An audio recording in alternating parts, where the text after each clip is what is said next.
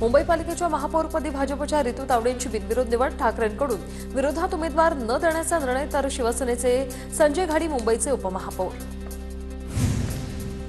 अभ्यासू व्यक्तिमत्व महापौरपदी विराजमान, महिलांचाही सन्मान. रितू तावडे आक्रमक आणि अभ्यासू असल्यामुळे महापौरपदाला न्याय देतील, प्रवीण दरेकरांची प्रतिक्रिया.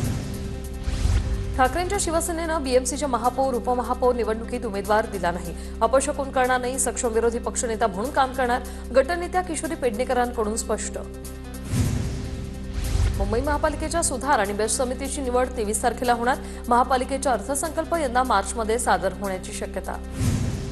मुंबई पालिकेतील नैऋत्य दिशेला दरवाजा असलेल्या कार्यालय शिंदेंच्या शिवसेनेनं नाकारलं. हे कार्यालय पूर्वी काँग्रेसचं होतं, मात्र काँग्रेसची स्थिती मुंबईत दिवसेंदिवस वाईट होत चालली, त्यामुळे शिंदेंच्या सेनेचं हे म्हणणं आहे. सोलापूरच्या मोहोळमध्ये ईव्हीएम मशीन ढाब्यावर आढळल्या. काही लोक या ईव्हीएम मशीन घेऊन जात असल्याने राष्ट्रवादीच्या उमेश पाटलांनी हा आरोप केला. एका हॉटेलवर ईव्हीएम मशीन घेऊन जाताना पकडल्याचा त्यांनी दावा केला. 12 जिल्हा परिषद 125 पंचायत समित्यांसाठी राज्यभरात 70% मतदान झाल्याचा अंदाज. 7438 उमेदवारांचं भवितव्य मतपेटीत बंद. उद्या निकाल. तानाजी सावंतांची कार्यकर्त्यांसोबतच्या संवादाची क्लिप व्हायरल. 2 कोटी जात आहेत तर जाऊ दे अशा संवादाची तानाजी सावंत यांची ऑडिओ क्लिप आहे. या ऑडिओ क्लिपची TV9 मराठी पुष्टी करत नाही.